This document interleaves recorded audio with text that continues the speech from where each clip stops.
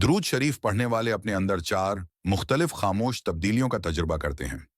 इन खामोश तब्दीलियों का मतलब ये है कि उस शख्स को ये एहसास तक नहीं होता कि वो किसी तब्दीली से गुजर रहे हैं। ताहम अगर वो तौजा देते हैं तो वो इन्हें महसूस कर सकते हैं। दरूद शरीफ बजात खुद एक तब्दीली है।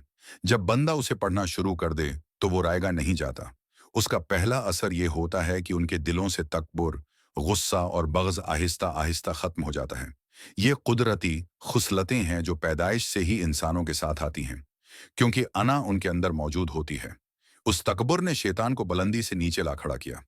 अलबत्ता दरूद शरीफ की बरकत यह है कि जो शख्स उसे पढ़ता है वो आहिस्ता आहिस्ता उन बुराइयों से पाक हो जाता है। दूसरी वाज़ेह तब्दीली ये है कि इंसान ज्यादा मुआफ करने वाला बन जाता है। पहले वो छोटी छोटी बातों पर नाराज हो जाते, झगड़ा करते और दूसरों पर इल्जाम लगाते, लेकिन मोहब्बत से दरूद शरीफ पढ़ने से उनकी सोच बदल जाती है। अब वो लड़ना छोड़ देता है और मुआफ करने वाला बन जाता है। ये रसूलुल्लाह सल्लल्लाहु अलैहि वसल्लम और औलिया अल्लाह की पसंदीदा आदत है। तीसरी खामोश तब्दीली ये है कि उसकी दुआएं असर करने लगती हैं। पहले एक शख्स नमाज पढ़ता था लेकिन कोई असर महसूस नहीं होता था। दरूद शरीफ पढ़ने से अल्लाह का खौफ और मोहब्बत पैदा होती है। रफ्ता रफ्ता उसके बड़े अमाल कम होते जाते हैं और वो मुस्तजाब नमाज का इयादा करने वाला बन जाता है।